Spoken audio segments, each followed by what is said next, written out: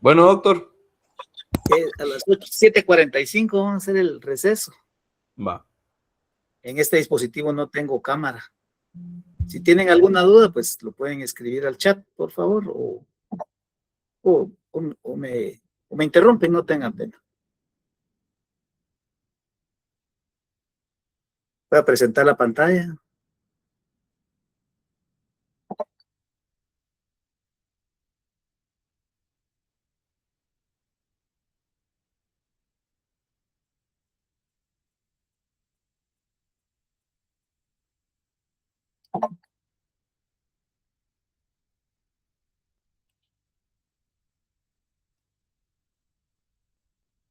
Se mira menos.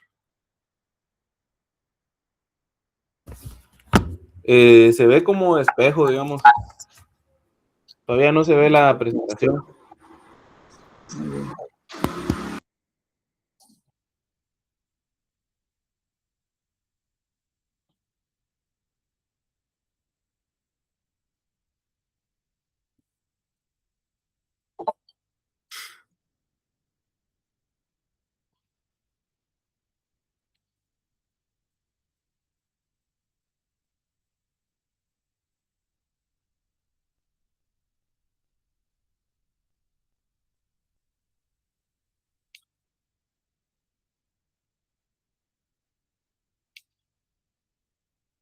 Hoy sí.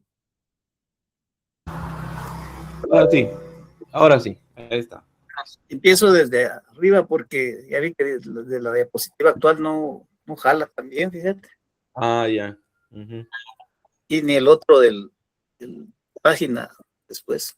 Tengo que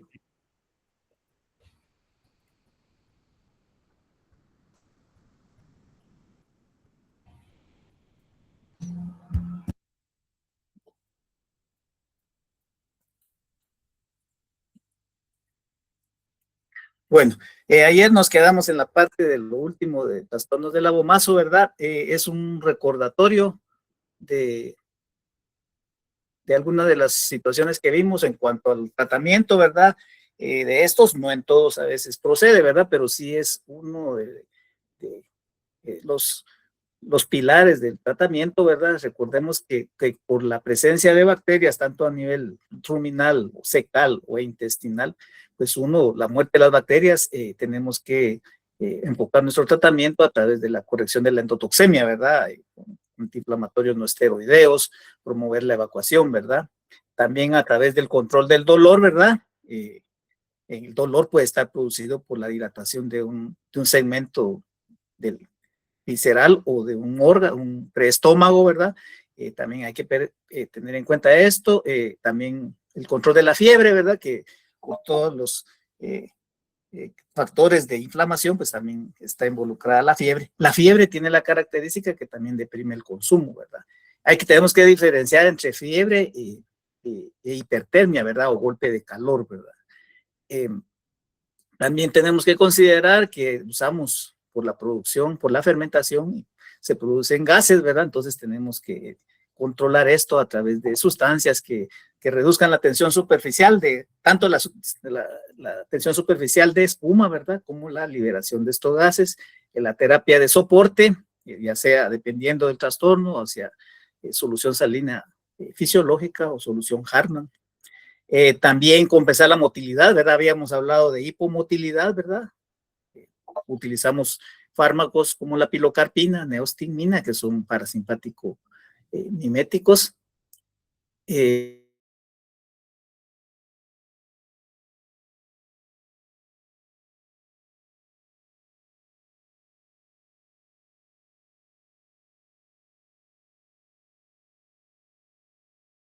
Algún producto que promueva la motilidad, siempre tenemos que revisar que no exista obstrucción, ¿verdad? Estimular la motilidad de productos, ¿verdad? Como por ejemplo el brotizolam que habíamos visto, también las sales de calcio también se pueden usar en algunos, en casos de cirugías también, por ejemplo, para compensar la motilidad, como prokinéticos también se utilizan la lidocaína, ¿verdad? En dosis. El doctor Prem les va a platicar en el caso de cólico, ¿verdad? Protectores de mucosas, ¿verdad? El que más usamos es las sales de bismuto, ¿verdad? El caolín y pectina, pues son los que no se utilizan, no se recomiendan porque los volúmenes son muy grandes. Les decía que un segmento son 20 metros y realmente no se logra esto. Otros productos que nos ayudan en las mucosas son los productos como los astringentes, como les mencionábamos, el tanino contenido en el carbón vegetal, ¿verdad? Siempre tengan cuidado, no vayan hacia poner un escopetazo, ¿verdad? Poner de todo para ver qué se corrige, no tratar de enfocar el tratamiento en la causa que sea principal, y eso porque a veces hay interacciones medicamentosas. En el caso de la corrección del pH, ¿verdad? Utilizamos para corregir el pH que es ácido, pues productos como el óxido de magnesio, el bicarbonato, les menciono los disponibles. Y en el caso de un pH ácido, pues corregir el pH ácido, el alcalino, perdón, en los ácidos orgánicos débiles, ¿verdad? Importante esto, ¿verdad?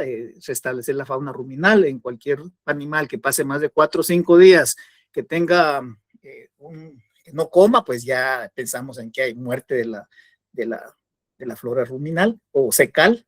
Y también tengamos en cuenta que también los alimentos que tengan menos del 7% de proteína, pues también la fauna ruminal se deprime, ¿verdad? Y por última instancia, pues las resoluciones son de tipo quirúrgico, ¿verdad?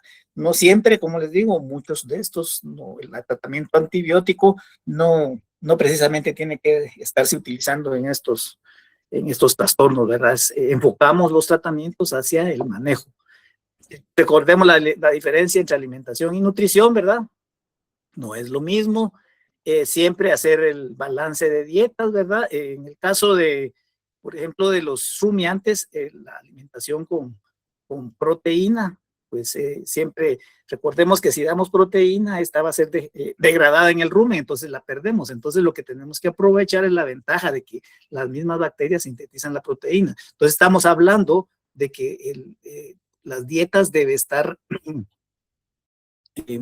adaptadas, no menos del 7%, más o menos en los más jóvenes, los requerimientos de proteínas sí son más altos, vimos que es alrededor del 20-22%, ya después, pues en la fase de crecimiento, 16-18%, ya en las hembras adultas, usamos 16-18, dependiendo de las circunstancias.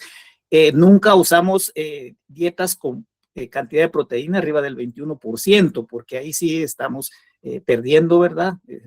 Estamos gastando dinero. Hay medidas de ver cómo es esto. Por ejemplo, se mide el nitrógeno en leche.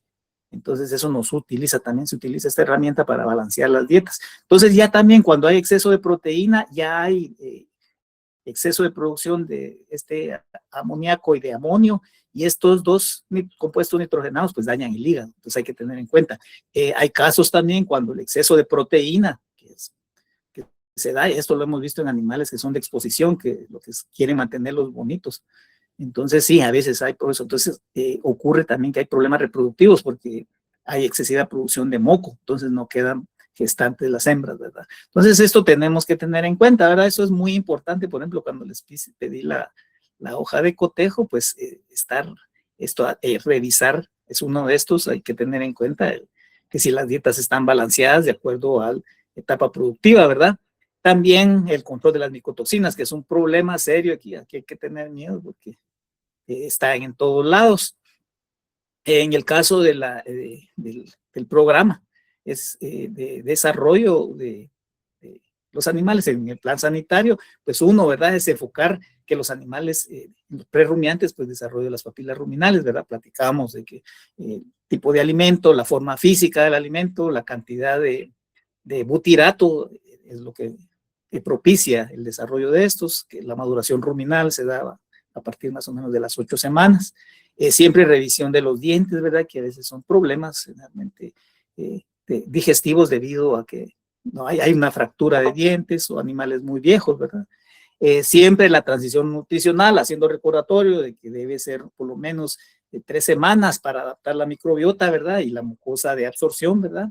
En el caso de los espacios en comederos, en el diseño de las instalaciones, ¿verdad? La cantidad de animales que tenemos que tener por área, la jerarquía que estos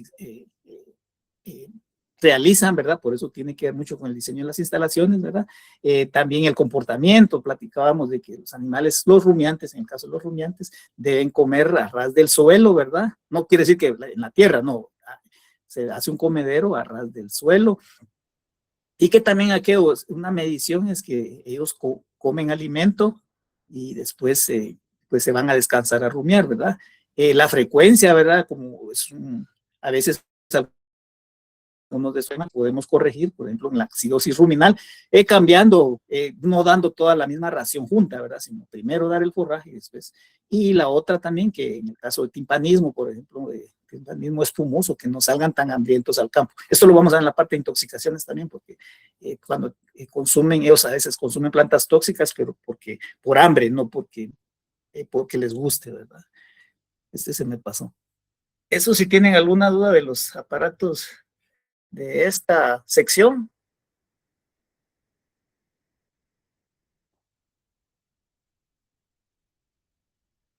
Sí, Eduardo. Doctor, buenos días, disculpe. En rumiantes se puede, bueno, más que todo en vacas se puede hacer un trasplante ruminal, digamos, del contenido ruminal de una vaca a otra. Sí, se puede, pero no directo. Ahora, primero colectamos, porque sí es un poquito. Se podría intentar, porque sí, en algunos casos es eso, ¿verdad? Lo que hacemos, las conectamos con una manguera, pero tiene que ser muy larga, ¿verdad? Y el principio es poner una vaca en una posición más alta que la otra para que por gravedad pueda fluir un poco de licor ruminal. Sí se puede. Pero normalmente la hacemos, ¿verdad? Como cortamos con mangueras muy cortas. Sacamos de una, lo metemos en una cubeta y de ahí le metemos la sonda a la otra y se la transfaunamos. Así es. Está bien, gracias.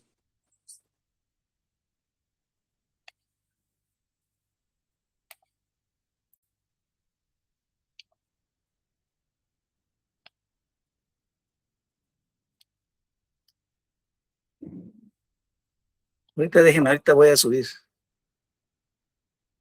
Te voy a subir la otra.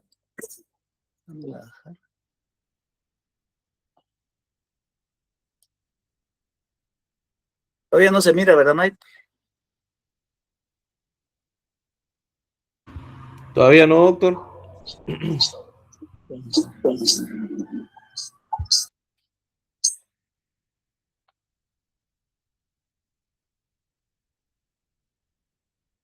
Voy a probar de otra forma.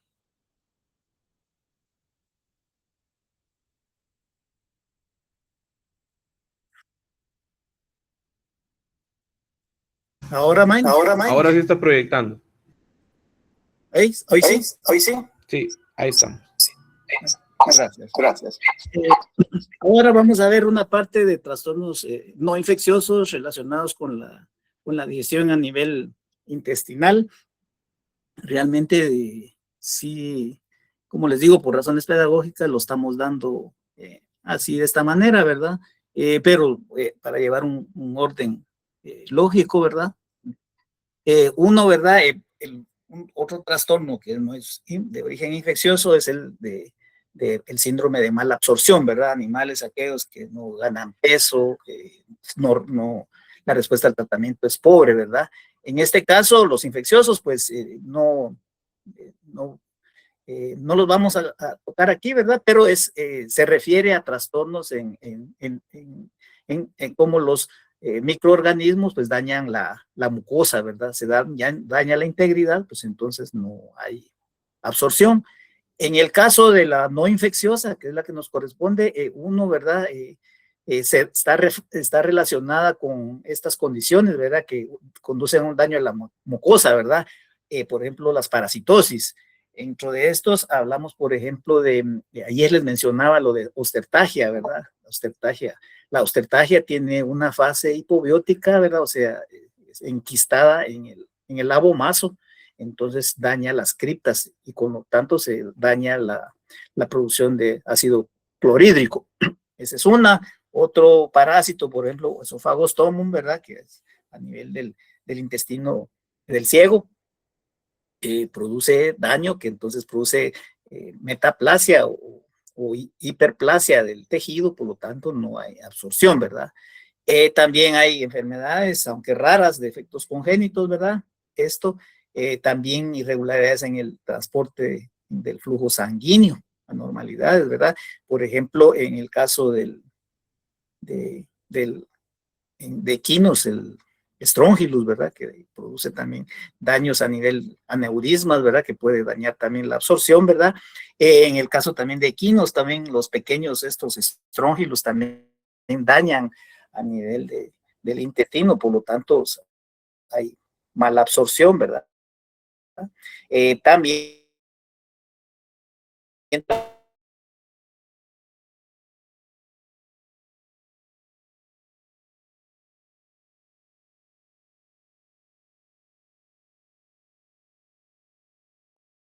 También la disbiosis, ¿verdad? La muerte o ¿verdad? En el caso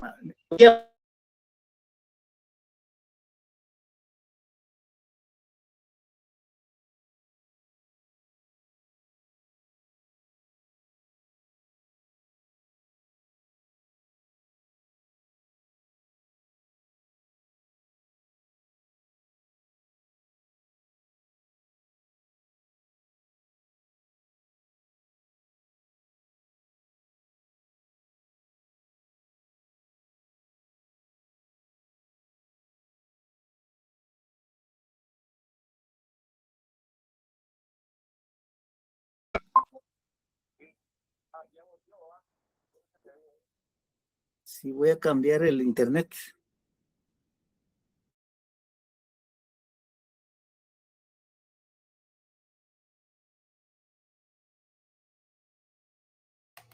Perdón, tuvimos una falla en el internet. Voy a cambiar de internet.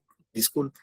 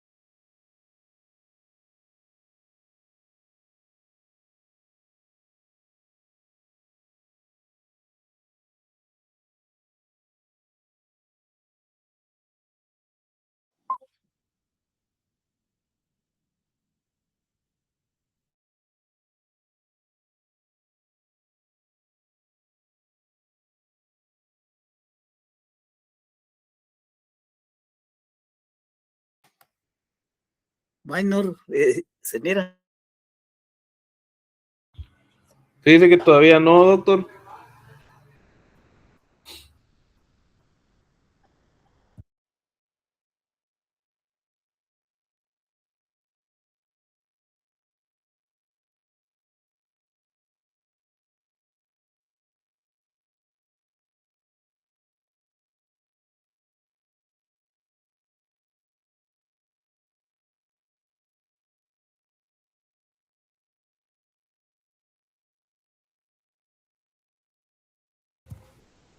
Ahora sí. Ahí está.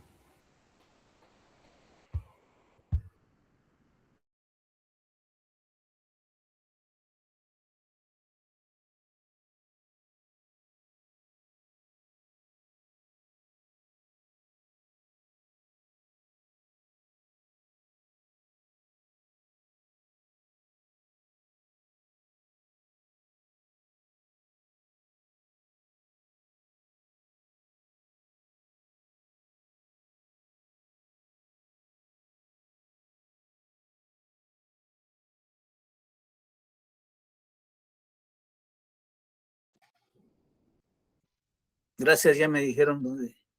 Si se escucha, Minor. Sí, doctor, sí se escucha. Pues sí, Es que no sabía dónde me había quedado. Ah, ahí le puso Elizabeth. Sí, Elizabeth, gracias, Elizabeth. ¿Se mira ahorita? Sí, sí se ve. Y sí avanza. Bueno, entonces aquí vamos viendo, ¿va? Entonces también por el síndrome se puede ver que hay por trastornos en la microbiota, ¿verdad? Exceso de antibióticos, mala calidad, deficiencia de proteína, ¿verdad? O alta tasa de pasaje a nivel, ¿verdad? Por ejemplo, a veces cuando hay exceso, por ejemplo, de potasio en los pastos muy tiernos, ¿verdad? Entonces, hay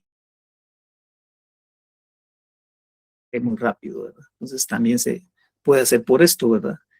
En el caso, ¿verdad? Los tres mecanismos de absorción, ¿verdad? A nivel del lumen del intestino, o principalmente, ¿verdad? A través de la mucosa, ¿verdad? Y después a través del flujo sanguíneo linfático para pasar a la circulación mayor, ¿verdad? En el caso del diagnóstico, uno, ¿verdad? Es bastante complejo, son enfermedades en las cuales no encontramos que haya una respuesta al tratamiento, muy lento, animales que no ganan peso, ¿verdad? Siempre hacer una historia detallada. Por ejemplo, a veces también en el caso no es del intestino, pero es del rumen, terneros que han sido mal alimentados, que no desarrollan las papilas ruminales, pueden desarrollar también el síndrome de mala absorción, ¿verdad? Porque no absorben adecuadamente, ¿verdad? O el exceso de fibra de mala calidad. Siempre los ingredientes de la dieta, si hay desparasitantes, ¿verdad? Si hay adecuada rotación, ¿verdad? Por lo que les mencionaba. Ese es un problema ahorita, el de los genéricos. En general, para todos los medicamentos genéricos, ¿verdad? Que a veces no tienen el control de calidad y no logran la tasa de efectividad deseada, ¿verdad? Eso se está volviendo. Tomar en cuenta cada cuánto, ¿verdad? Pues estos trastornos de mala absorción generalmente son crónicos, si se presentan con cierta ciclicidad, ¿verdad? Si hay presencia de fiebre, si hay dolor, ¿verdad? Que generalmente estas enfermedades, síndrome de mala absorción, no hay fiebre ni hay dolor, ¿verdad? Siempre completar, ¿verdad? Para esto sí necesitamos pruebas complementarias, hacer el hemograma, ¿verdad? Evaluar la actividad hepática del páncreas, ¿verdad? También la actividad del corazón, como les mencionaba, algunos trastornos de origen intestinal pueden tener origen a través del corazón y del pulmón también por exceso, por ejemplo, cuando hay edema pulmonar, ¿verdad? A veces puede esto. El eje, que vamos a ver, el eje intestino, intestino con pulmones, pues, es importante conocer estos mecanismos. Ahora ya hay uno, aparte les mencionaba la evaluación del score ACS, también con rayos infrarrojos, ¿verdad? Near Infrared Analysis, que también nos permite hacer un diagnóstico del contenido de las heces para poder hacer el diagnóstico. En el caso de esto, del síndrome de mala absorción, de manera general, uno verá tratar generalmente porque es siempre corregir las deficiencias, ¿verdad? Que pues, si son nutricionales, ¿verdad? Evitar los factores desencadenantes, que les digo casi un 80% son de origen dietético de los trastornos de mala absorción, ¿verdad? Y pues un tratamiento sintomático temporal, ¿no? Eso no puede ser de por vida, mientras sobrepasar la fase aguda, ¿verdad? Entonces, como se dice, ¿verdad? Estos síndromes de mala absorción, pues proviene del defecto que está haciendo, ¿verdad? Entonces, quitando este defecto, pues se hace. También eso, como vamos a ver los que son de manera conjunta, ¿verdad? La diarrea dietética en este caso, ¿verdad? Que es la que nos corresponde, que es un origen no infeccioso. Es bien frecuente en machos de lechería, ¿verdad? Que son alimentados. Esto, ¿verdad? Es lo que se refiere en el caso de la definición de diarrea, es en aumento en el número de posiciones, ¿verdad? O disminución de la consistencia. Infecciosa, que no nos corresponde, pero la no infecciosa, ¿verdad? Que es la que vamos a tratar aquí, y también, como mencionábamos anteriormente, el síndrome de mala absorción. Involucra los 4 mecanismos, ¿verdad? Primero inicia, como les mencionaba, casi el 80% de los trastornos son de origen alimentario, ¿verdad? Es una diarrea de tipo osmótica. Hay aumento de la osmolalidad del lumen a nivel del lumen y con la consecuencia de secuestro de fluidos. De ahí esto, ¿verdad? Aumenta la secreción y y baja la tasa de reabsorción. O sea, por ejemplo, puede haber una hipermotilidad que no permite también, acompañado de hipermotilidad que no hay. Y por esfuerzo físico, ¿verdad? Cuando hay acúmulo, pues la respuesta del organismo es hacia mover ese contenido. Ya cuando se combina la diarrea osmótica con la secretoria, pues ya se convierte en la diarrea inflamatoria, ¿verdad? Y ahí hay más alteración de la motilidad. En el caso de esto, ¿verdad? Los signos, pues no hay, como les mencionaba, igual que en mala absorción, no hay respuesta al tratamiento, no hay patrón febril, o sea, son animales que no presentan fiebre, sí tienen apetito, es una característica, ¿verdad? Están comiendo. La coloración de las heces, ¿verdad? Pues puede indicar, no es un diagnóstico definitivo. El color de las heces en algunas ocasiones nos orienta, ¿verdad? En el caso de las diarreas dietéticas tienden a ser como de color de cemento, como color gris, ¿verdad? También en algunos casos la coloración de las heces, por ejemplo, en el caso de coccidiosis, ¿verdad? Puede ser con sangre. También cuando, por ejemplo, es bacterias, como cuando hay bacterias, pues va a haber fiebre y las heces van a ser cuando, por ejemplo, salmonela, que produce mucha liberación de fibrina, ¿verdad? Vamos a encontrar las heces con fibrina, ¿verdad? Entonces sí nos puede orientar, pero no es un diagnóstico definitivo, ¿verdad? Esta es característica, color cemento o verdoso, ¿verdad? También revisar qué tipo de alimentación, porque estos son, tiene que ver, ¿verdad? Generalmente son muy bien cómo está la dieta. Si es mayor al 10%, por ejemplo, en los animales, normalmente se presenta en unos casos, en pocos casos, pero si ya se presenta ya en hembras y es mayor en hembras de lechería, en terneros, si ya es mayor al 20%, ya es un factor de manejo. Tenemos que corregir. Y lo que más frecuente hemos encontrado, ¿verdad? Que dan la leche mal en el horario, ¿verdad? Recordemos que los terneros tenemos que respetar el volumen, el tiempo, la temperatura, ¿verdad? El horario, ¿verdad? El horario, la temperatura, ¿verdad? Y que sea un sustituto de leche de buena calidad, ¿verdad? Que sea de contenido de proteína de origen animal, ¿verdad? No vegetal, ¿verdad? Entonces esto hemos encontrado en terneros que son alimentados con sustituto de leche que tiene mezcla de soya con grasa vegetal. Eso es bien frecuente, ¿verdad? Entonces ahí tenemos que corregir este problema, tenemos que orientar esto, ¿verdad? Entonces ya tienen que decir, estos son indicadores de que ya revisen su manejo. Algunas veces también vemos que los terneros son alimentados así, no, tenemos 30 terneros y entra el señor o la señora con la pacha, ¿verdad? Y unos son más vivos que otros, como siempre en todo en la vida, y toman más leche. Entonces, y los otros sacrifican a los otros, a los más pequeñitos. Entonces también les da diarrea de tipo dietético, el exceso de eso. Entonces lo mejor es hacer un tratamiento, de hacerlo una alimentación individualizada, ¿verdad? Diagnóstico diferencial, ¿verdad? Todas las enteritis, todos los que produzcan inflamación de la mucosa, ¿verdad? Alérgicas también, hay una cosa también, hay que son diarreas dietéticas, que son que en algunas circunstancias reacciones alérgicas al alimento, puede hacer también, diferenciar el síndrome de la mala absorción, ¿verdad? Que en realidad no tiene una causa realmente que sea bien identificada, cuesta identificarlo. Esta enfermedad para tuberculosis, ¿verdad?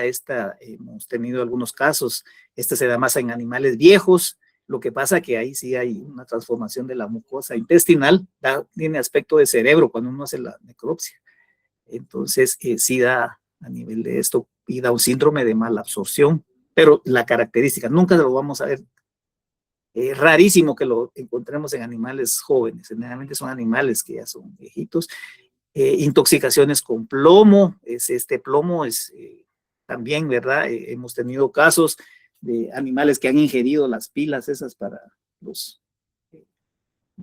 las linternas. Tiene esa característica la intoxicación con plomo, que es como de alquitrán, que también da ese tipo de diarrea. También hemos tenido animales que, por ejemplo, hay pinturas que tienen de base de plomo y que lamen la pintura y presentan este tipo de diarreas, ¿verdad? Este otro, el síndrome que vamos a ver aquí adelante, el síndrome de la enfermedad inflamatoria intestinal, ¿verdad? Que así se le llama, y es un complejo de enfermedades, la vamos a ver más, hay que diferenciarla de este tipo de diarreas dietéticas, y este es otro, es un germen que nos ha estado dando problemas, el Cryptosporidium. De hecho, nosotros que estamos en el ámbito veterinario, tenemos este protozoo lo tenemos en el intestino, ¿va? Porque tenemos contacto con animales. Este actúa mucho en caso de animales que también son inmunosuprimidos.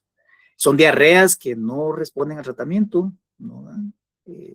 Porque está involucrado un problema de inmunosupresión en nuestro medio, si hay. Nosotros, los últimos casos que tuvimos fueron ahí en Izabal, ¿verdad? Sí, se aisló el Cryptosporidium, ¿verdad? No mata, pero sí da estas diarreas que son de tipo crónico, ¿verdad? Y sin respuesta a tratamiento, porque no responde a tratamientos. Lo que hemos hecho en estos casos de Cryptosporidium es productos que suban la inmunidad, ¿verdad? Reconstituyentes y sí lo superan, ¿verdad? Mientras se logre estabilizar el sistema inmune. Hay que tener en cuenta esto. Doctor, una pregunta. ¿Sí? Cuando dice que no responde al tratamiento, ¿se refiere a algún antibiótico o a algún grupo de antibióticos en específico?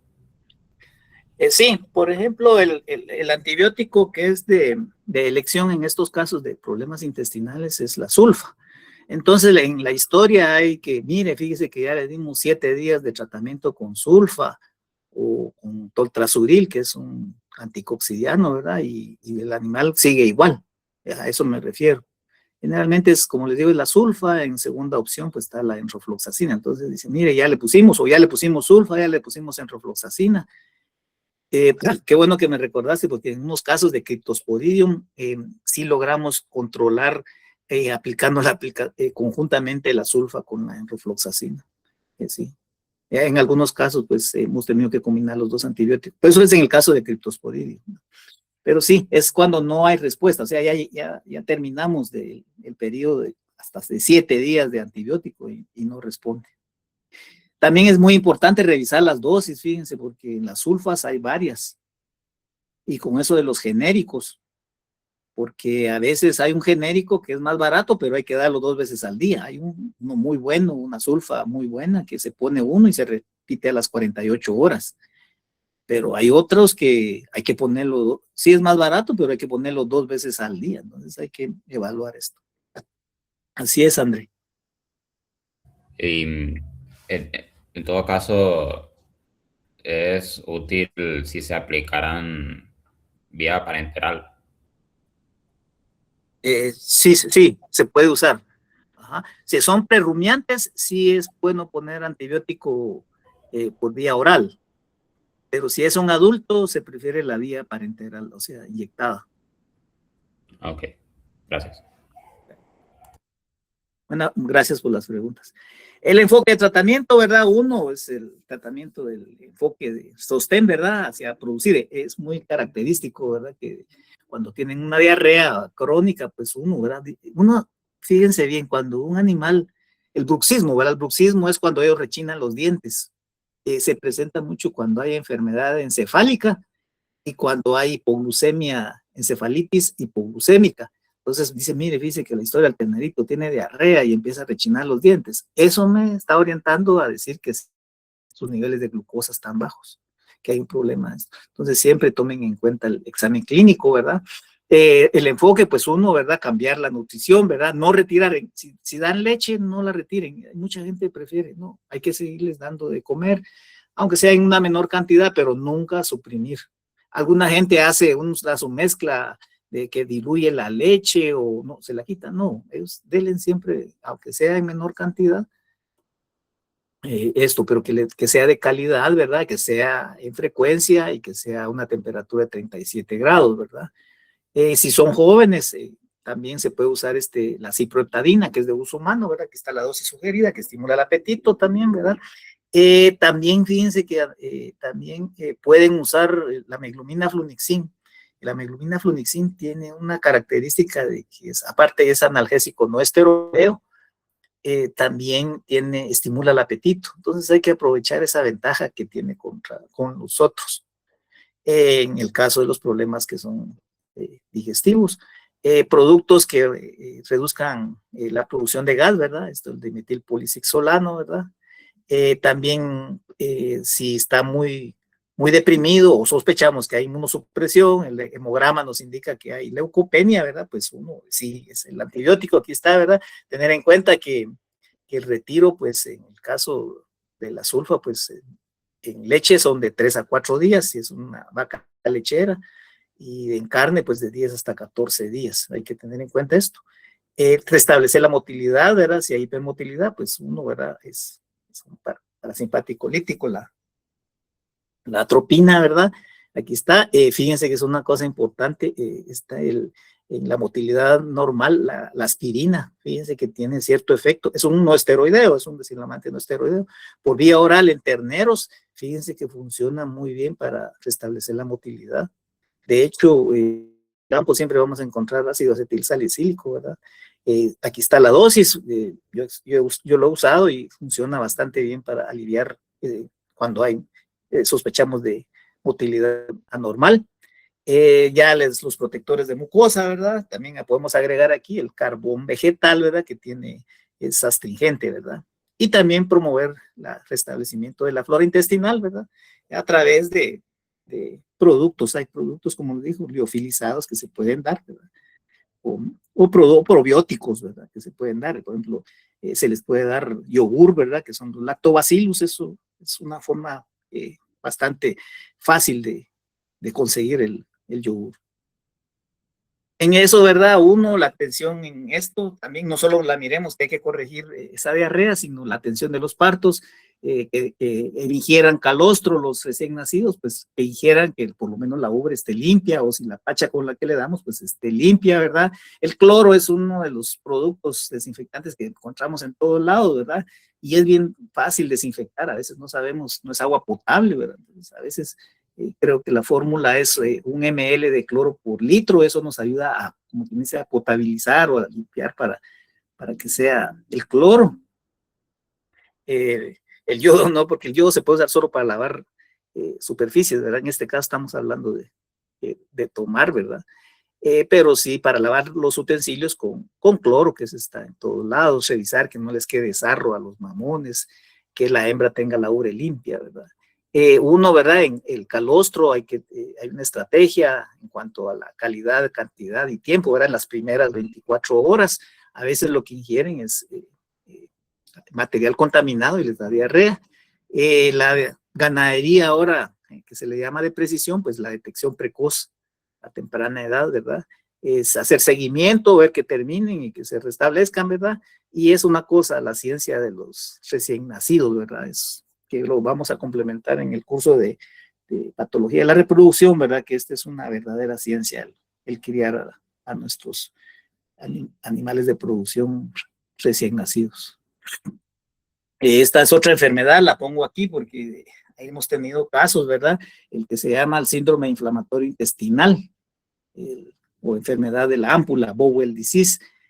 Si es ¿verdad? Es un trastorno que afecta la producción porque hay el animal con los problemas que tiene, pues disminuye la utilización de la energía, ¿verdad? Esa energía que debería usarse para producción o reproducción, pues la usan para corregir este problema. Es un factor relacionado con la inmunosupresión.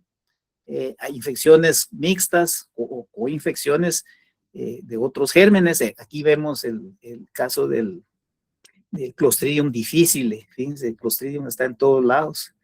En el caso de esta enfermedad inflamatoria, pues vamos a encontrarlo, ¿verdad? Está asociado mucho a micotoxinas, que son inmunosupresoras también. Aparte de eso, producen daño en ciertos aparatos, también son inmunosupresores. Entonces, con eso mismo, también este trastorno, pues hay reducción en la capacidad de absorción de nutrientes, ¿verdad? Y que puedan expresar su potencial productivo y genético. y causa mucho, en este caso, el revestimiento del intestino también lo van a encontrar como leaky gut, el intestino permeable. Esto es el intestino permeable o leaky gut, es uno, ¿verdad? Se dan factores como la restricción del alimento, estrés por el calor, estrés calórico, trastornos en la microflora, dietas de mala calidad, el uso de grasas rancias, ¿verdad? Les platicaba de que los rumiantes tienen un umbral, ¿verdad? No puede darse más allá del 8% en las dietas, porque produce esto. Y aparte se enrancian también esto. Las toxinas bacterianas, muchas derivadas del Clostridium, ¿verdad? Y también las toxinas.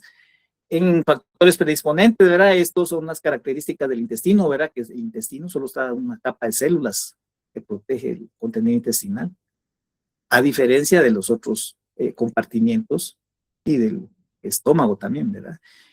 Mucho, ¿verdad? Dependemos mucho del sistema inmunológico para protegerlo, ¿verdad? Imagínense, son 20, 30 metros que el sistema inmune tiene que atender, ¿verdad? Siempre está acompañado de otros patógenos, ¿verdad? Como están esos salmonella. Salmonella es uno de estos, el Cryptosporidium que les mencioné, E. coli, ¿verdad? El Fusobacterium, que ese está también a nivel ruminal, ¿verdad? Y en el caso de cerdos, pues la Lawsonia intracelularis, el causante de la ileitis. Uno, ¿verdad? Al final se denomina como el intestino permeable, ¿verdad? Uno se vuelve muy poroso, quiere decir que pueden atravesarlo cualquier partícula. Entonces la función de barrera deja de funcionar correctamente, ¿verdad? Aumento de esto, ¿verdad? Con lo cual hay inflamación, ¿verdad? Y también en algunos casos enfermedades autoinmunes. Esto está referido más a humanos, ¿verdad? Que a veces las dietas de ahora son casi estériles, ¿verdad? Entonces el organismo no tiene contra quién defenderse. Entonces puede predisponer a enfermedades autoinmunes.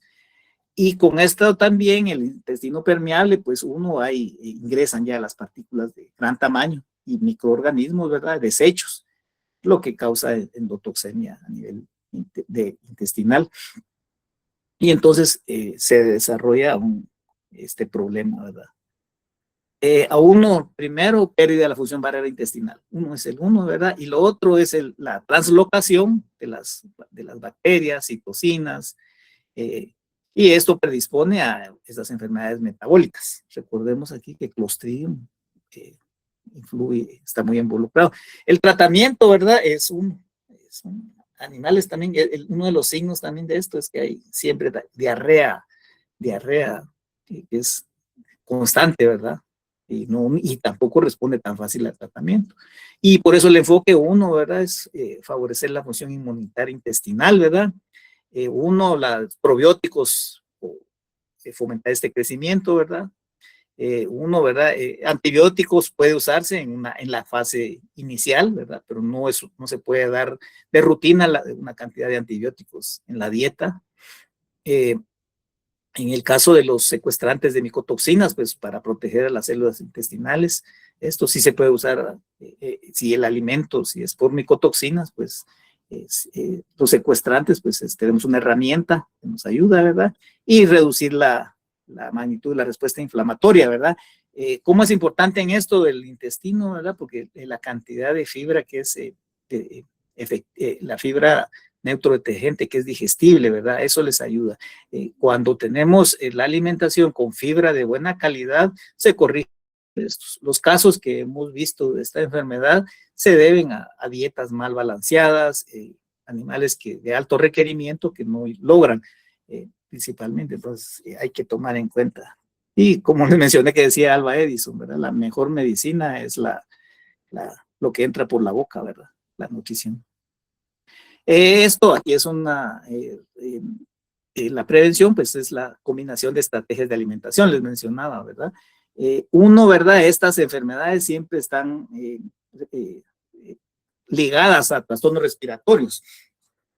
Y eso es lo que le llaman ese eje intestino-pulmón. Hay una enfermedad que es clásica, la neumoenteritis, ¿verdad? Que casi que si padece problemas del intestino va a producir trastornos nerviosos.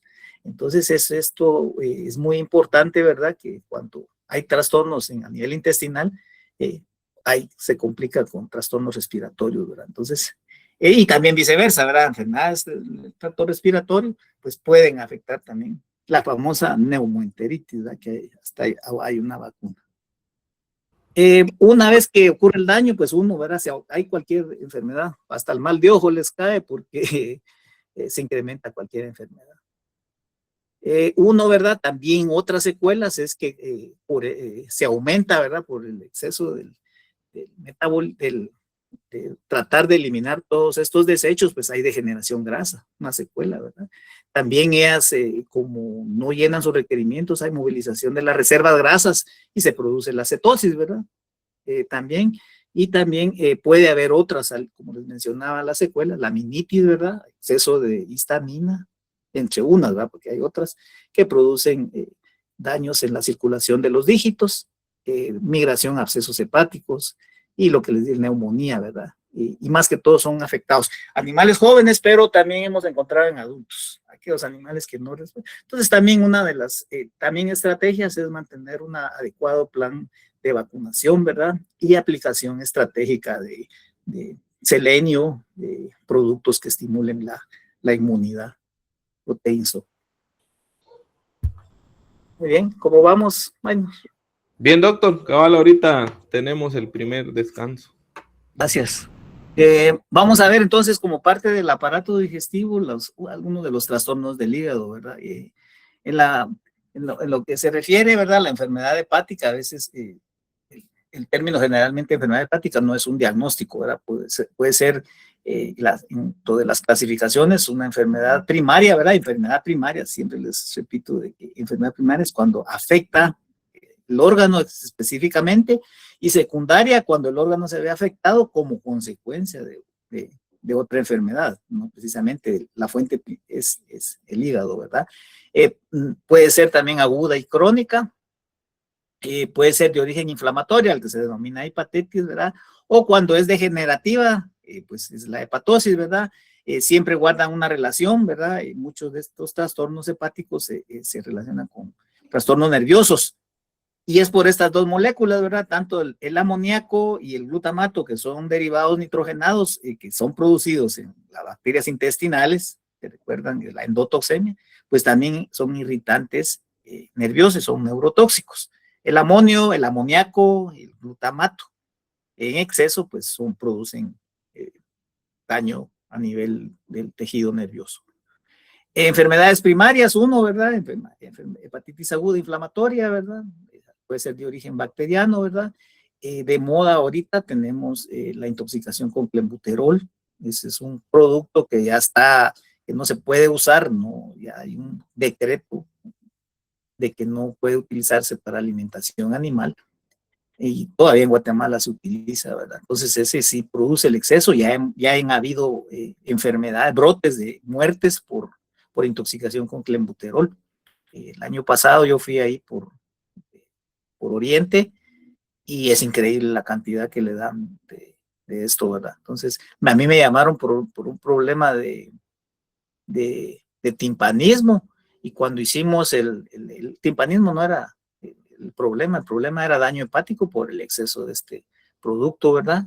Hay que tener, puede dañar, puede producir hepatitis aguda. Agentes bacterianos, Clostridium, mucho de unos, Fusobacterium, ¿verdad? Víricos, aunque raros, pero pueden afectar el hígado. Parasitarios, la fasciola que tenemos aquí, las larvas migratorias de todos los ascaroideos, ¿verdad? Ascarisum en cerdos, Parascaris sequorum, ¿verdad? Neoascaris bitulorum en bovinos. También los hongos, no tanto los hongos, sino las micotoxinas, ¿verdad? Entre estos, las aflatoxinas, ¿verdad? Aflatoxinas tipo B. Enfermedades congénitas, bastante raras también, que son enfermedad primaria, ¿verdad? Algunas nacen con que no nacen con algún lóbulo, pero el hígado es una noble víscera que trabaja muy eficientemente. De hecho, en algunos casos que son tumorales, con un 25% todavía el hígado logra sacar la actividad metabólica que contiene. Otra enfermedad biliar, cálculos biliares.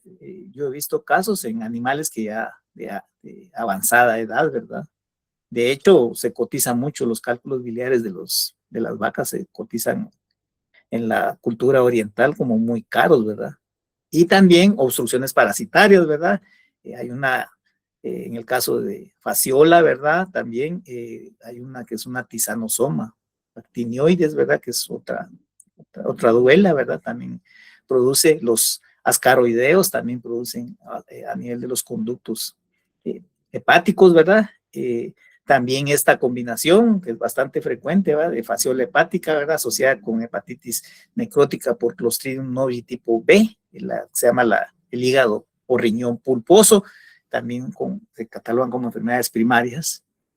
Más que todo en especies de producción, las que más nos afectan son de enfermedades secundarias, ¿verdad? El hígado graso, el síndrome de los animales gordos, que es un tema englobado en las enfermedades metabólicas, daño, fotosensibilización hepatógena, ya sea por toxinas o por micotoxinas.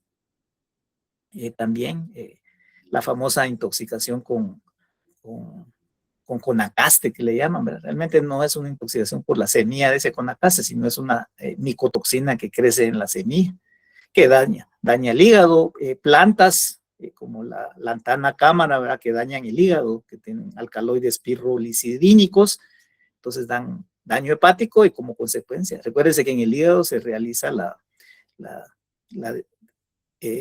eliminación de la filoeritrina, ¿verdad? Que es contenida en la clorofila. Enfermedad secundaria, ¿verdad? El absceso hepático y degeneración grasa, ¿verdad? Por otros factores, por ejemplo, de origen dietético, ¿verdad? Por ejemplo, está en la hepatosis dietética en cerdos por deficiencia de vitamina y selenio, ¿verdad? También por alcalosis ruminal, ¿verdad? Que es un exceso de compuestos nitrogenados, ¿verdad? Y también lo que les mencionaba anteriormente, el intestino permeable. Y también en pequeños rumiantes se menciona la intoxicación con cobre. El exceso de cobre también se acumula a nivel del hígado y produce también una toxicosis. En el caso de las enfermedades del hígado, lo que mejor les recomiendo, siempre el análisis integral, ¿verdad? Siempre el examen físico, biopsia hepática, ¿verdad? Que se puede hacer, aquí lo que nos hacen falta son esas agujas, porque son agujas largas. Ahora con la ecografía también ya podemos hacer un poco, usamos el ecógrafo que usamos para reproducción, el lineal, una sonda lineal, podemos hacer también. Y cuando no son muy grandes, pues podemos usar el convexo, no el micro, el convexo, porque es un poquito más grande. Se puede hacer el examen físico, ¿verdad? La coloración de las mucosas, siempre, como les digo, la utilización del laboratorio, la evaluación el nitrógeno ureico en sangre, ¿verdad? Que es un buen indicador de eso, de la urea, ¿verdad? Generalmente la urea es de origen dietético y la creatinina es producto del metabolismo muscular y del daño hepático. Siempre también ver el análisis toxicológico, principalmente micotoxinas, ¿verdad? Y estas enzimas, ¿verdad? Que a mí me han servido mucho para hacer como les mencionaba, esa intoxicación con clenbuterol. Analizamos todas estas enzimas, ¿verdad? La aminotransferasa, la gamma-glutaniltransferasa, ¿verdad? La GGT, aspartato aminotransferasa, ¿verdad? Y la glutamato deshidrogenasa. Cuando los diagnósticos de estas son caros porque hay que hacer, pero solo así hemos llegado a llegar a los diagnósticos de esto, no solo por la sintomatología clínica. Y como les digo, es parte del análisis integral de la dieta, ¿verdad? La cantidad de proteína que se da, la presencia de microtoxinas. En el caso del enfoque de tratamiento, ¿verdad? Productos que estimulen, ¿verdad? Tenemos disponible el ácido genavílico, ¿verdad? Y la nembutona. Generalmente los tratamientos no tienen mayor restricción de eliminación en leche ni en carne, ¿verdad? El ácido genavílico, la nembutona. También tenemos estos aminoácidos esenciales, algo les mencioné, la metionina, ¿verdad? La lisina, todos estos cistina, cisteína, pues son aminoácidos que tienen azufre, ¿verdad? Por lo tanto, suplementación con azufre es importante para la síntesis, ¿verdad? O a veces estos esenciales sí los tienen que consumir. Este aminoácido, ¿verdad? Que es la betaína, ¿verdad? La betaína es un derivado es lo que contiene la remolacha. Entonces, este es un muy buen regenerador. De hecho, hay tratamientos alternativos que utilizan el extracto de la remolacha para esto en largo plazo, ¿verdad? Entonces, en cerdos hay un producto que tiene betaína, ¿verdad? Que ayuda también a la regeneración hepática. También la colina, esta es la que más hemos usado, que tenemos disponible, ¿verdad? La colina se puede utilizar también en el tratamiento de los trastornos hepáticos, ¿verdad? Siempre en el caso del balance de proteína, ¿verdad? Evitar el exceso. El éxito en la nutrición, pues es la sincronización entre la proteína no proteica, ¿verdad? Y la unión con carbohidratos para la síntesis de proteína, que es la que va a utilizar el animal, ¿verdad? Y en el caso de cualquier otra enfermedad que se dé, siempre dar un tratamiento a este órgano porque es el encargado de metabolizar todos los desechos. Entonces, como manera preventiva es esto. Cuando uno va al rastro, encuentra muchos animales padecen ya. Las vacas lecheras tienen cierta cantidad de hígado graso, ¿verdad? Pero no se mueren realmente. Como les digo, el hígado es uno de los órganos que tiene una gran capacidad de regeneración. Entonces, puede trabajar, como les digo, el 25% puede trabajar y lograr sacar la tarea del metabólica, ¿verdad? ¿Verdad? Siempre es esto, ¿verdad? A lo último que vimos en la diapositiva anterior, dice, es siempre la función irregular es concurrente con un estado inflamatorio, con la inmunosupresión, alteración del sistema inmune, ¿verdad? Y que produce daño también. En el caso de un daño hepático también produce. Las vacas lecheras, las que se llaman las máquinas metabólicas, se menciona en la literatura que estas tienen una tasa de función hepática altísima.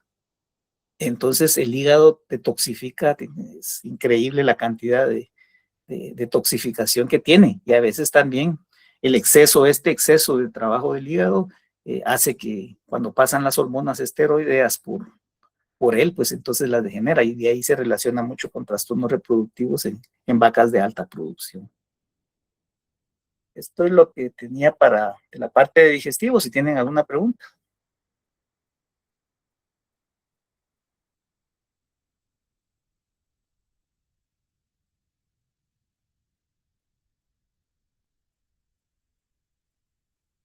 ¿No hay?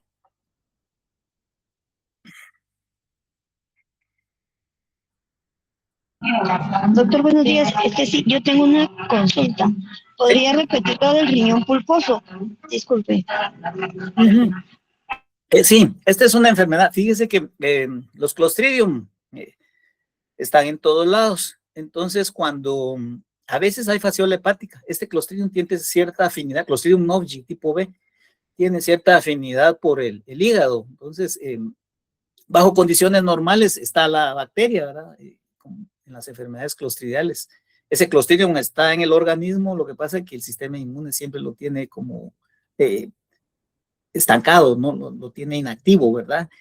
Cuando sucede, y esto es específico en los pequeños rumiantes, de que el daño que produce la fasciola hepática predispone a que se activen las esporas de este Clostridium novyi. Y es increíble cuando uno lee eso, que las esporas, tenemos esporas de Clostridium en todos lados, en el torrente sanguíneo.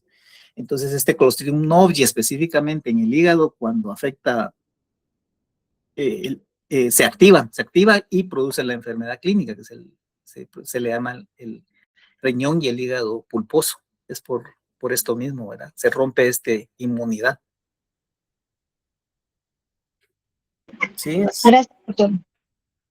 Damaris, gracias, Zuley. Voy con el siguiente, Maynor. Dele, doctor, yo le aviso. Hoy sí, porque sí tengo que movilizarme. Bueno, vamos a ver lo que es el trastorno del aparato respiratorio. Como les dice, siempre hacemos énfasis en lo que no es infeccioso. Sí lo tienen en el caso de animales de producción. Hay otros problemas muy específicos y todo, pero no. De todos modos, yo voy a subir una reseña de esto al Google Sites. Y les cuento que eso se ocupa espacio. Ustedes, yo tenía como 35 y ya llevo ocupados 28. Entonces, se ocupa espacio. Por eso les comentaba del problema que tenemos con el almacenaje de información. Y luego empieza, ya no puede mandar correos a partir de tal fecha. Tiene uno que empezar a pagar más, ¿verdad? Entonces, sí, esto yo les voy a hacer al Google Sites, yo les voy a subir también la parte del capítulo del aparato respiratorio, que como les mencioné al inicio del curso, solo vamos a dar énfasis en los aspectos más importantes que lo más frecuente que encontramos en el campo, ¿verdad? En el caso de esto, uno va, el problema de los trastornos respiratorios no infecciosos es esto, ¿verdad? La interferencia con la transferencia normal del gas, ¿verdad? El trabajo respiratorio, lo que conduce a disnea. Todo ese esfuerzo se traduce en gasto de energía, ¿verdad? Por lo tanto, no ganan, la conversión alimenticia no es buena. En el caso de los animales de trabajo, pues no hay tolerancia al ejercicio, ¿verdad? Pues hay que tener en cuenta esto, ¿verdad? Que afectan la productividad, y la otra es el bienestar de los mismos animales, ¿verdad? Disminuye su capacidad de trabajo. Esto, las alteraciones generales, ¿verdad? Uno es a través de inunda el espacio alveolar con células inflamatorias, ¿verdad? Y proteínas, ¿verdad? Ejemplo, la neumonía, la edema pulmonar. Aquí podemos agregar también las reacciones de tipo alérgico, ¿verdad? Que en el caso de animales de producción, cuando son las de origen alimentario, ¿verdad? Cuando las reacciones alérgicas, un buen porcentaje son de origen alimentario, y lo vamos a encontrar produciendo esto, ¿verdad? El aumento de las células inflamatorias.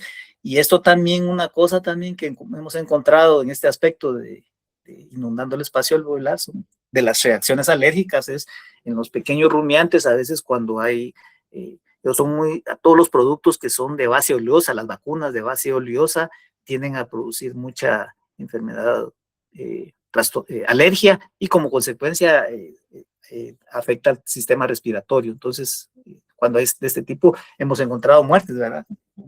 Cuando los abrimos, encontramos un gran edema pulmonar, edema a nivel de la tráquea, ¿verdad? Entonces, por este tipo de reacciones en esta alteración, ¿verdad? La otra es, ¿verdad? Es cuando hay aumento de la producción de líquido, o sea, presencia de líquido, de hemotórax, de sangre, ¿verdad? De agua, de aire, ¿verdad? El quilotórax, el biotórax, ¿verdad? Cuando también permanecen mucho tiempo en recumbencia prolongada, ¿verdad? Entonces, eso no les permite, ¿verdad? Los mencionaba que cuando están de lado, pues uno tiene incapacidad para que se expandan adecuadamente los pulmones, ¿verdad? O vienen en el camión y los pobrecitos se caen y todos no se pueden incorporar, ¿verdad? También dan colapso de esto, ¿verdad? Y también hay hernias diafragmáticas, ¿verdad?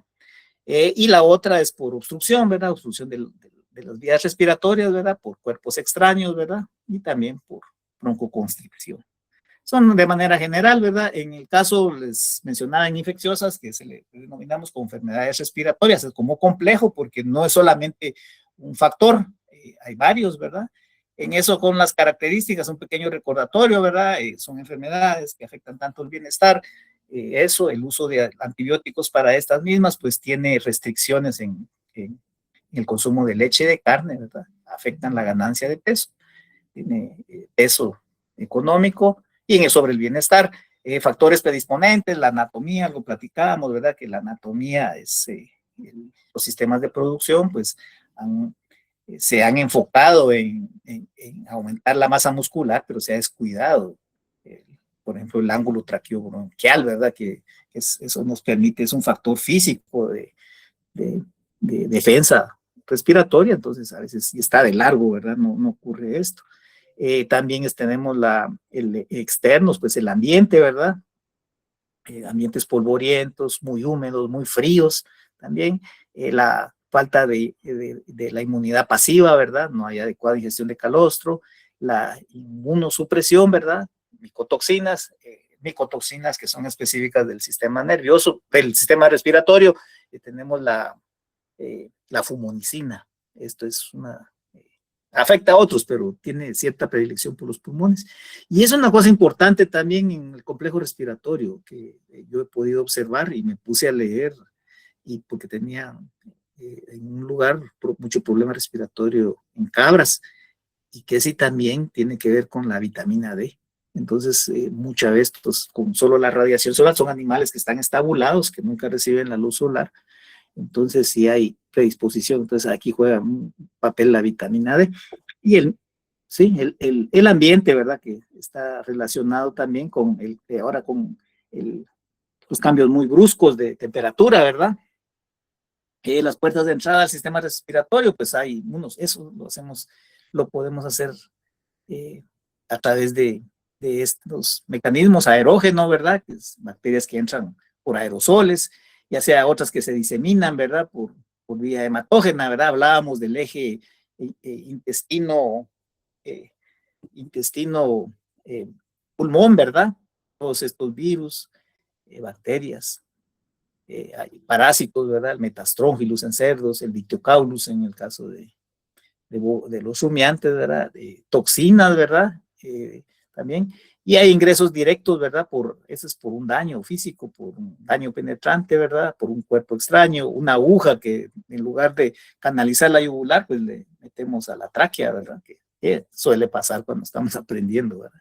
Y otras, por ejemplo, cuando perforación del diafragma, ¿verdad? Cuando las cornadas, por ejemplo, que le dan a los equinos, ¿verdad? O a otro animal, también puede producir, es una vía de entrada por daño, ¿verdad? Puede producir también un hemotórax, ¿verdad? Una perforación del diafragma, una estaca, se cayó el animal y se metió una estaca, ¿verdad? Eso es. Pueden ser puertas de entrada, mecanismos de defensa. ¿Por qué le hacemos énfasis en esto? Porque son las formas como vamos a manejar el manejo integral, la terapia, la estrategia integral de tratamiento y de manejo de los problemas respiratorios es a través de mejorar estos mecanismos, ¿verdad? Recordemos los mecanismos físicos, ¿verdad? El tracto superior, el calentamiento que se recibe al ingresar, la humidificación a través de los cornetes que tienen la función también de cambiar de turbina, ¿verdad? Que estos cambios bruscos en la velocidad del aire, pues hace que se precipiten las partículas de gran tamaño. Eso, que esa función tienen los cornetes, ¿verdad? Que se ha sacrificado en la selección genética de que ya casi no existen, ¿verdad? Por ejemplo, en los brachiocefálicos, perros brachiocefálicos, cerdos brachiocefálicos. La sedimentación, ¿verdad? La filtración que ocurre, la presencia del moco. El moco es un mecanismo de defensa, ¿verdad? A veces, por ejemplo, cuando hay exceso de gas, por ejemplo, metano, que es irritante, pues entonces el moco se vuelve más viscoso, es una respuesta de defensa. La misma flora microbiana saprófita, que también ejerce un efecto de antibiosis, ¿verdad? Controla a los patógenos, ¿verdad? Y este movimiento browniano también, que eso no permite la adhesión de las bacterias al epitelio, ¿verdad? En el caso, recordemos que en el aparato respiratorio, el 87% son macrófagos y en menor cantidad los otros. Esto es el aparato o escalera mucociliar que le llaman, ¿verdad? Los linfocitos T supresores, linfocitos B, ¿verdad? Y eosinófilos, ¿verdad? Que encontramos aquí. En el tipo de defensas o secretorios, ¿verdad? El mismo moco, ¿verdad? Todas estas productos, ¿verdad? Que ahorita en la ingeniería de las vacunas, pues se está tratando de hacer, ¿verdad? Ya hay vacunas a través de péptidos aniónicos, proteínas surfactantes, ¿verdad? El mismo interferón, las lisocimas, las lactoferrinas, que son enzimas que ayudan en la destrucción de las bacterias, que no son catalogadas como antibióticos, ¿verdad? Esa es una de las que ahorita con eso del manejo racional de los antibióticos, pues se han desarrollado este tipo de biológicos, ¿verdad? Que eso ayudan también, ¿verdad? A la defensa. Es una cosa aquí, en el caso hay otras que se llaman las sideroforinas, creo que están más adelante también, ¿verdad? Que son los receptores de hierro. En el caso de los trastornos respiratorios, las bacterias que afectan generalmente la Mannheimia y las pasterelas tienen mucha afinidad por el hierro. Entonces, algunos se han desarrollado vacunas hacia que hay que bloquear esas sideroforinas para reducir la captación de hierro por las bacterias. La fiebre de embarque, ¿verdad? Que esa la vimos en infecciosas, ¿verdad? Que es la combinación de de varios factores, el efecto multifactorial de las enfermedades, ¿verdad? No es solo por una causa, ¿verdad? También tiene que ver la dosis, la dosis, la cantidad, ¿verdad? Porque ocurre que hay ruptura de la inmunidad. Pueden estar vacunados, pero a veces la dosis es tan alta, la carga bacteriana es tan alta que rompe la inmunidad, que se llama la ruptura de inmunidad.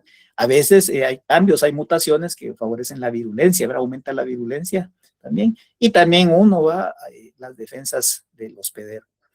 Y eso es lo que tiene que ver también, ¿verdad? Que haya una adecuada armonía del sistema de defensa. Y el ambiente, ¿verdad? Todos los que es el estrés, la inmunosupresión, la presencia de micotoxinas, el polvo, los gases, ¿verdad? Los gases como el amoníaco es uno de los principales, ¿verdad? El monóxido de carbono también. Entonces, el humo, ¿verdad? Todos estos tienen que ver. También el polvo de origen volcánico, ¿verdad? Aquí están todos, ¿verdad? Están los ambientes muy contaminados, ¿verdad? Entonces, ahí están los factores determinantes de la enfermedad respiratoria, ¿verdad? Eso tenemos en cuenta. Esto lo tenemos en cuenta cuando, para la prevención y el manejo, pues uno, ¿verdad? La ventilación, el tipo de cama, el tipo de nutrición, ¿verdad? Y el ejercicio, ¿verdad? Y aquí podemos agregar también la radiación solar, ¿verdad? Y tenemos que aprender a lidiar con el cambio climático también, ¿verdad? El exceso de calor se relaciona con el estrés calórico y que se relaciona con inmunosupresión y la presentación de problemas respiratorios. Microorganismos de origen viral, ¿verdad? Que son específicos, la diarrea viral bovina, el IBR, ¿verdad? El virus sincitial respiratorio. En el caso de rumiantes, para influenza 13, adenovirus ovino, ¿verdad? Y esta enfermedad que sí hay sospechas por las lesiones que hemos tenido en algunos casos de este complejo que es de neumonía progresiva ovina, el Maedivizna. Entonces sí, en animales en el altiplano, pues sospechamos de eso. Lo que nos tiene limitados aquí es el aislamiento, pero sí la sintomatología clínica sí nos orienta que pueda hacer eso. Las bacterias, las mangemias en rumiantes, ¿verdad? La Bibirstenia trealosi, micoplasma también, los Mycobacterium, bueno, no solo las ovejas, y las otras bacterias secundarias, ¿verdad? La Trueperella, la famosa que era antes Corynebacterium. Otros agentes, ¿verdad? Que también en la enfermedad respiratoria, uno de los parásitos, aquí tenemos la Dictyocaulus, la Monogamus, aunque no crean, esto es un aspecto, el quiste hidratídico es una enfermedad que preocupa, y esto está relacionado con la presencia de perros, porque el perro es hospedero definitivo del parásito el quiste hidratídico, ¿verdad? Y hemos encontrado cerdos, ovejas con lesiones, con quistes hidratídicos, gatos, el último, la doctora Vivian que estuvo con nosotros, encontró en un gato quiste hidratídico, ¿verdad? Entonces hay que tomar en cuenta esto, la presencia de perros también, porque puede producir el quiste hidratídico lo hemos visto en la cavidad abdominal y también en pulmones. Parásito que se reporta desde hace años, el Muellerius, ¿verdad? Y también Protostrongylus, ¿verdad? O sea, sí hay otros agentes que son más frecuentes, más relacionados con eso, ya les mencioné, el monóxido de carbono, ¿verdad? El amoníaco, ¿verdad? Que es un irritante. Metilindol, que les mencionaba en infecciosas, que es un producto del metabolismo del aminoácido triptófano en el rumen, y que se escapa de lo que es la fiebre de embarque, porque se produce, es endógeno, se produce en el rumen, pasa a través de la sangre a los pulmones y daña los pulmones este gas. Entonces se produce una neumonía. La cama, ¿verdad? La cama que puede ser irritante también. Y también aspiración, ¿verdad? Porque animales que pasan mucho tiempo postrados pueden aspirar. Animales muy débiles, animales que son transportados y que caen. Entonces pueden desarrollar también neumonía. Estos son todos los factores de la fisiopatología, ¿verdad? Todas estas, los factores microbianos, pues ejercen una función sobre el sistema inmune, ¿verdad? son específicos que producen neuraminidasa, ¿verdad? Que tiene actividad mucolítica, ¿verdad? Cómo se adhieren a través de la fimbria o el glucocálix, que es la capa protectora, ¿verdad? Y la cápsula, que eso es un factor de diseminación. Eso evita que también sean fagocitadas. De ahí también la endotoxina, como consecuencia cuando se mueren, pues son los responsables de los daños al sistema de coagulación, produciendo coagulación, edema, trombosis. La exotoxina es interesante conocer la patofisiología, ¿verdad? Que esto, cómo es eso que atraen a los mismos macrófagos y de ahí los destruyen a través de la endotoxina también, ¿verdad? Entonces, y producen daños. La sialidasa, que es un componente bacteriano que hace que haya broncoconstricción. Y como les mencionaba también, ¿verdad? Todos estos factores necesitan hierro. Por eso es que les digo que hay algunas vacunas que se están haciendo hacia bloquear la sideroforina, ¿verdad? Todos los receptores de hierro en el sistema. Aquí están todas las estrategias, como es que las mismas bacterias es más específico, ¿verdad? Esto no se los pregunto en el examen, ¿verdad? Eso es interesante conocer todos estos mecanismos, ¿verdad? Porque hacia eso es donde tenemos que nosotros enfocar nuestro tratamiento, prevención y control, ¿verdad? Las estrategias que son los factores. Aquí está mencionado las sideroforinas, ¿verdad? Y también, ¿verdad? Los mediadores. Generalmente hablamos de esto porque todas estas enfermedades que son también de no infecciosas, cualquier situación que produzca inflamación, pues a nivel del aparato respiratorio nos va a afectar. Aquí están todos, ¿verdad? Todos los sistemas que son contenidos en el plasma, ¿verdad? Y también los derivados celulares, ¿verdad? Que ahí están los sistemas de ciminas, el daño al complemento, los factores de coagulación y los derivados de las células, todas las aminas vasoactivas, ¿verdad? Cuando platicábamos del rumen, hablábamos de que se producen estas, se llaman aminas biogénicas.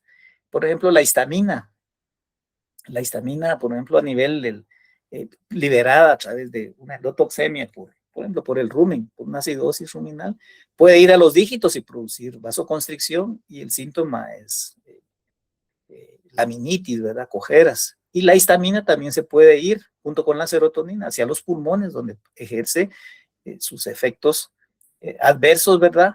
Entonces, también puede ser de origen digestivo, ¿verdad? Pues son derivados de células, ¿verdad? Y aquí está también los derivados del lipopolisacáridos, ¿verdad? Y toda la cadena a través del ácido araquidónico para producir las prostaglandinas y los factores de inflamación, y también los radicales libres, ¿verdad? Entonces, sí es interesante conocer todos los mediadores de la inflamación. Al final, las alteraciones, uno, ¿verdad? Lo que sucede en cualquier factor es, daño primero, no infeccioso, es daño a la superficie de la membrana, ¿verdad? Y como consecuencia hay una inflamación secundaria.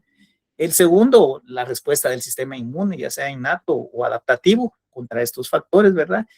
Y lo primero que hay daño es la alteración primaria, ¿verdad? Daño a los alveolos, y hay reacción de trasudación, y es lo que se produce, y la fibrina, pues se van a los espacios alveolares y vías respiratorias, y eso daña el intercambio gaseoso.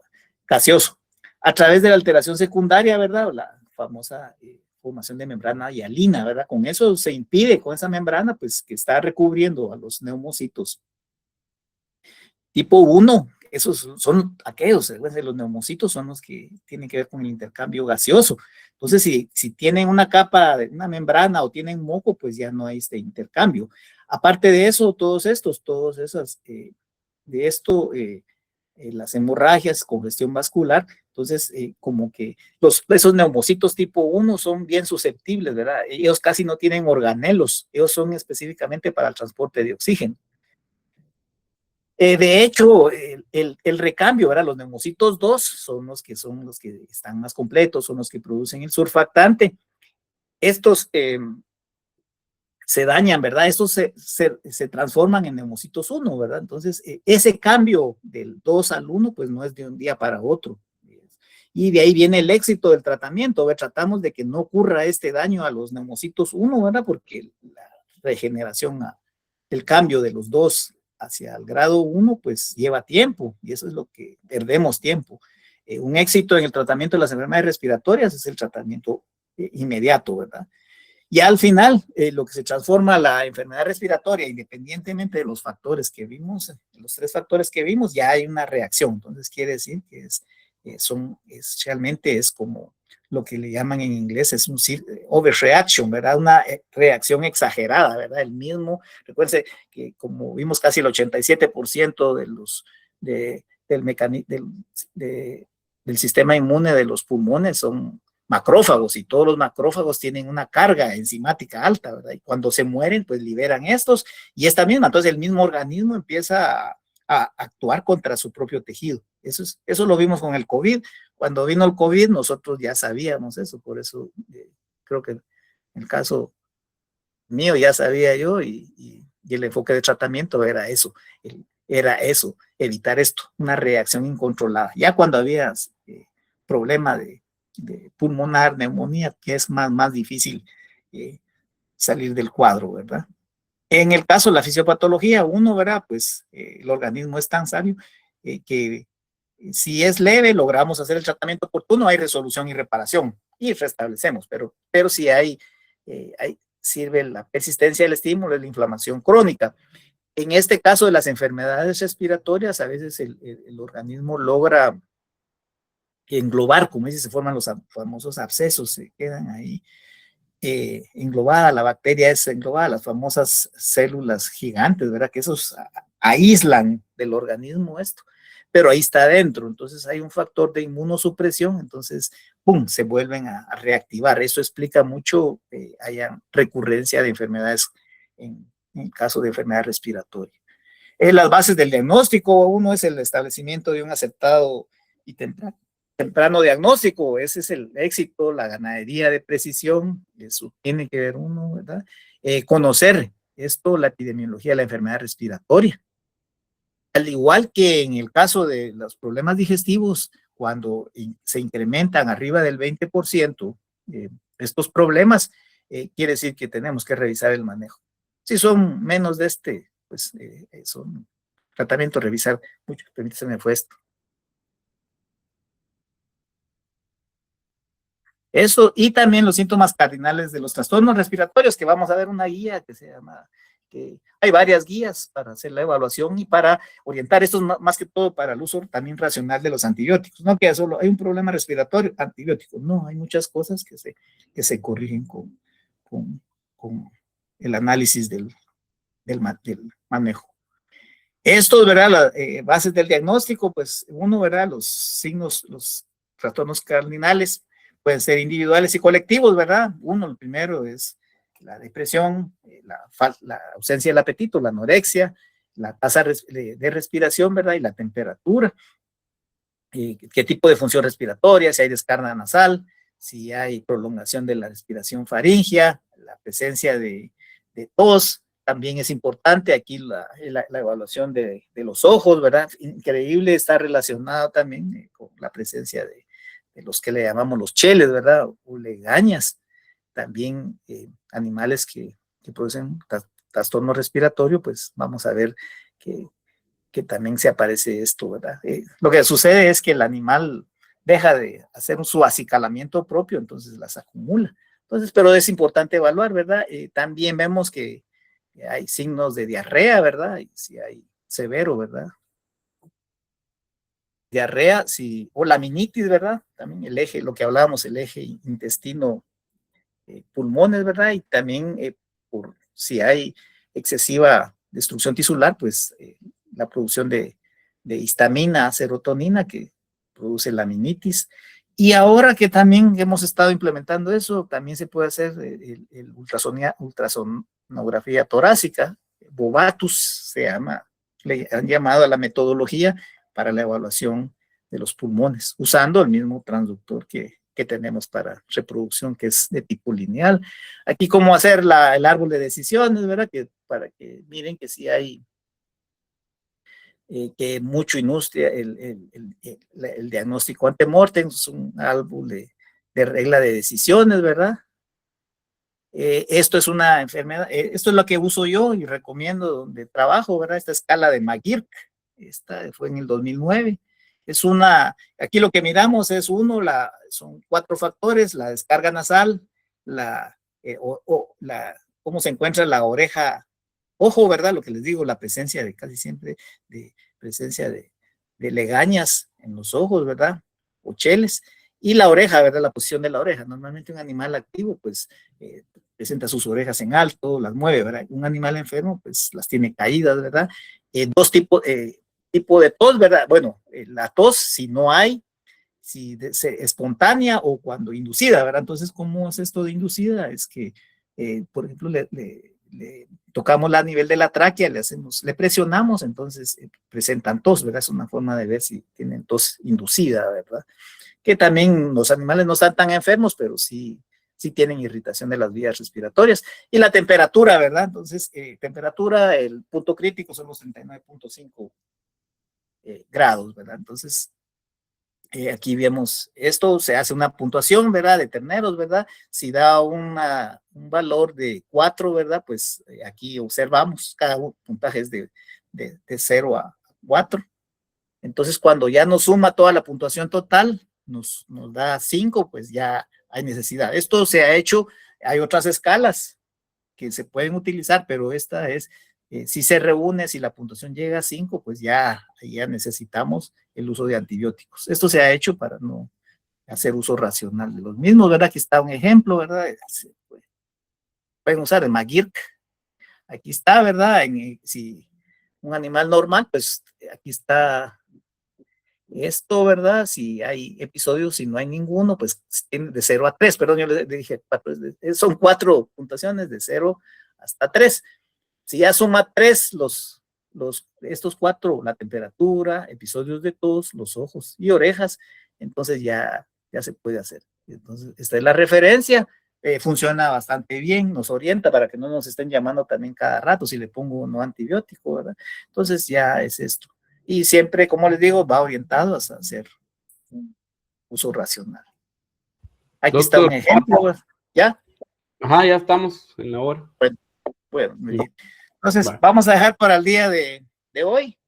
Entonces, nos vemos el día 23. Ya les dije de que el día 23, pues, es para la entrega de tarea. Ahí está en el aula virtual. Lo pueden mandar también al correo de dice Medicina de Mayores. La otra, y al correo de Minus. El 24 tenemos charla con el doctor Yeri Vélez. Les estaremos informando que yo voy a estar fuera del país, pero va a estar Minor, entonces lo pueden estar. Yo siempre estoy al tanto de eso, entonces el 24 les toca con el doctor Yeri Vélez. Entonces, muchas gracias y feliz día, nos vemos.